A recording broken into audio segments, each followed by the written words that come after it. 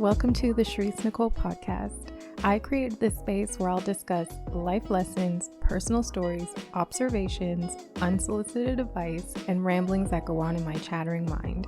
Every so often, I will pull in guests to provide different perspectives and discuss a range of topics from nutrition to travel and all things in between. So without further ado, let's get into it.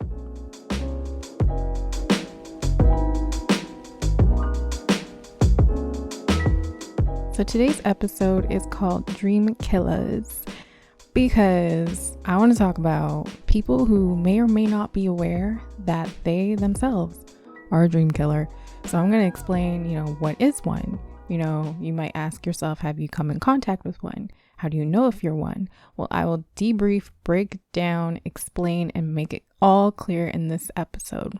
Before going into any of that, I just want to say that I am still shook off of Insecure's season finale. I just watched it. I don't know when this episode will air, but in the time that it is now, I just finished watching it. I'm shook. I'm triggered. I'm emotional. I don't want to give any spoilers away, but I felt it. I felt Issa's pain and her emotions in that last scene. I had to distract myself. I just started vacuuming. I went and, did laundry. I washed the dishes. I was like, I need to get out of my own mind right now because I'm just so shook. Anyways. And then I was like, well, let me record this. So, before actually going into it, I want to tell you that I didn't even tell a lot of people that I was doing this podcast. I didn't even tell anyone. And usually I do. Usually I have a new idea. I'm excited about it. And then I just tell all of my friends, but I wanted to keep it very intimate. And, I just wanted to be someone I just want to become someone who's doing more and talking less. And it just, there are times where, like I said, when I had a new idea and I was excited about it, I did the opposite. I would talk more about it, but then it was like I wasn't doing any work. And, then I'd be reminded of how much work I wasn't doing whenever the people that I would tell would be like, hey, Sherese, so where's this going? How's this going? And I'd be like, yeah, about that thing that I said I was going to do. I didn't start it yet. It would just, I don't know if I'd be jinxing myself and I didn't realize or what the case was. But I was like, you know what? This is a new project for me. This is something that is near and dear to my heart. So I kind of want to keep it under wraps for myself. And I just want to explore and figure out how to make it on my own. And I just wanted to build something, have something come to fruition on my own. And go from there. So, and also I didn't want to really let too many people inside of my idea, inside my creation and my dreams, because not that I think they would have been a dream killer. I mean, we'll see. I'll explain what that means in a bit, but I just didn't really want a lot of outside energy kind of taking over the excitement, the freshness of it. Not to say that anyone I would have told would have been a dream killer, but I just wanted to keep it to myself, near and dear to myself. And I'm sure people out there, you can also agree with, having something, working on something and just keeping it for yourself and just having people ask you about it way after the fact. But that leads me to say, for some other people, they don't really tell anyone their dreams and visions, or just to anyone in general, because some people, like the title of this episode, are dream killers. I want to say that I've been a dream killer. I've been one, I am not exempt, but I know a lot better now than I did before in my life. And I process my thoughts before I say it out loud, or I try to do this for the most part. And, I ask myself questions before I say things. And it's I just kind of dig deeper and find out, and I go where that feeling is in me. And then I question them well, is this something that person's going to want to hear me say to them? So I do that thought. I go through that questioning and line of processing in my head. But the episode today is titled Dream Killer. And I guess it's synonymous with just being a hater, but we're going to focus on the words here that are used. So dream killer, meaning in layman's terms, and this is obviously a word I made up and all that stuff. But anyways, it means an individual who directly or indirectly plants seeds in your head about your aspirations by adding their personal opinions, judgments, or biases to the forefront. So it can be done intentionally or even unintentionally. It can even be done subconsciously. again, it's very synonymous with hater. Maybe this is just a nicer, fancier word. I don't know if it's fancier, but you can also just say hater. But I like to say, like, you know, these things, dream killers can be subconscious. They can be unintentionally and subconsciously planting negative seeds within your ideas or aspirations without even realizing it. And by subconsciously, I mean sometimes the person's not even aware of their negativity.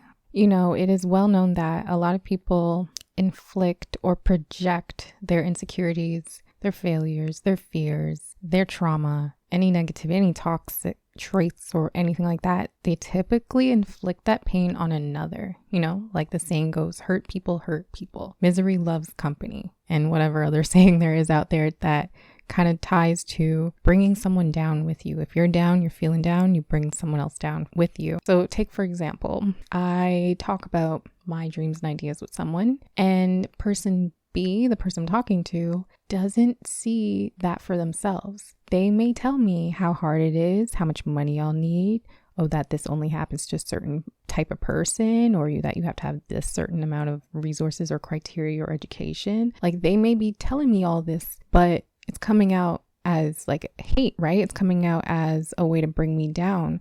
But really what they're doing is they're uncovering their own insecurities, their own bias against what they think they can accomplish themselves.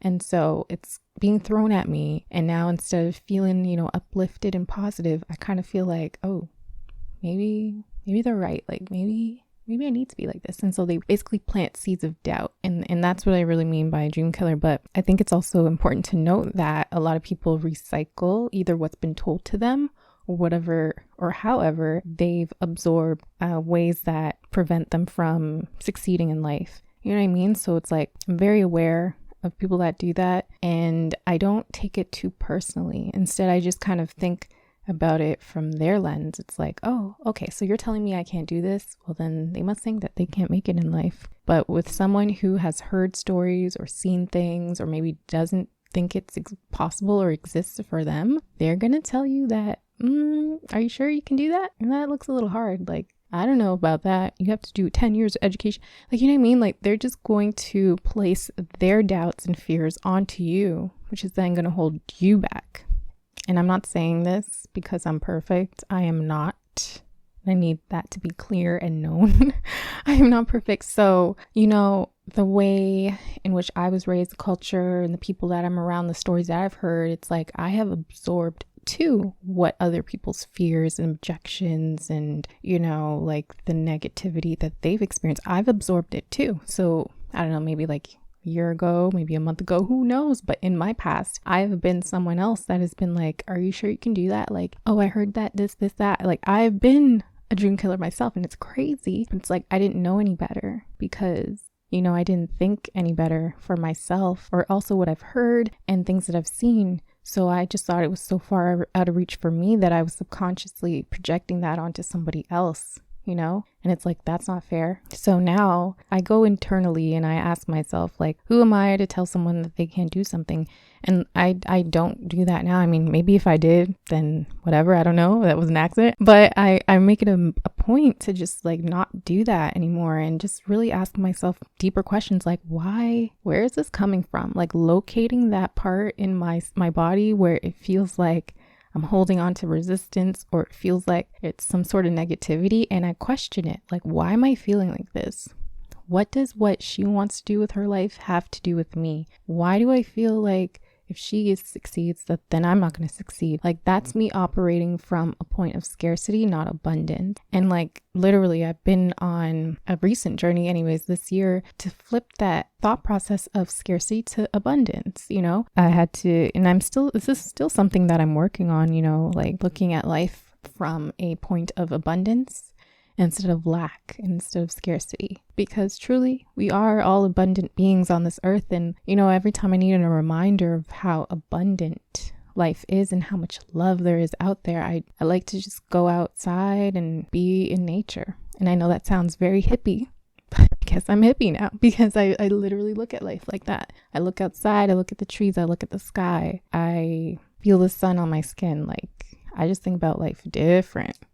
I'll be following a lot of spirituality pages on Instagram because they keep me open-minded, and I love seeing like, quote, I need to always consistently be reminded about the things that I'm learning about. But anyways, this one said, you become a more peaceful, harmonic person when you don't react to people that use you as a mirror for their own self-hate. And I remember reposting that and I was like, whoa, that's deep. That is deep. And that's like a concept that I didn't understand before. I was like, I'm an empath.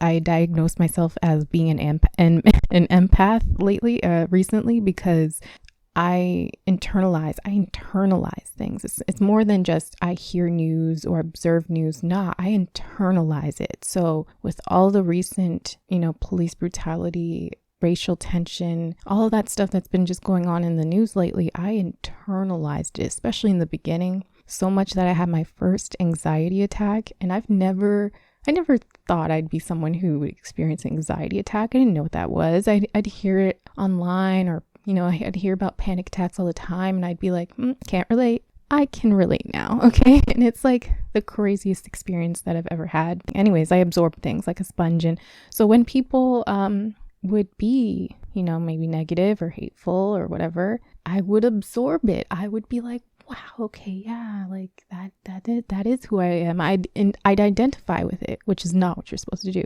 And this quote that I just read, you become a more peaceful, harmonic person when you don't react to people that use you as a mirror for their own self-hate. When I started to think like, oh wait, their hate has nothing to actually do with me. Their criticisms have nothing to do with me. It's actually all about them. I started to see life a little bit differently. Now, I want to say that there's a thin line between like people that critique you or criticize you.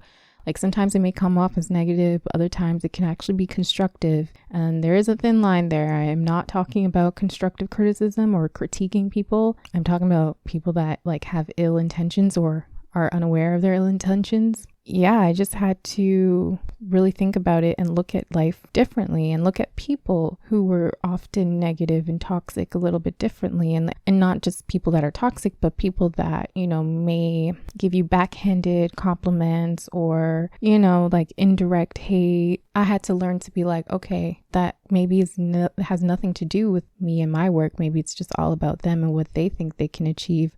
Or maybe now they feel a little bit more insecure because of what I'm doing. This is something that I have come across, and I just wanted to talk about dream killers. And like, yes, you may yourself have been a dream killer. Like if you're jealous, if you hate what they got going on, you really gotta go where that feeling is and ask yourself, why do I feel this way? Why does what they say affect me or make me feel belittled? You know what I mean? Like it can't be that bad. If they're telling you what they want to do, what they want to achieve, it shouldn't hold you back. Like it shouldn't make you feel like you can't also achieve that thing. So I just wanted to talk my talk on here about dream killers, how you may know that you are one.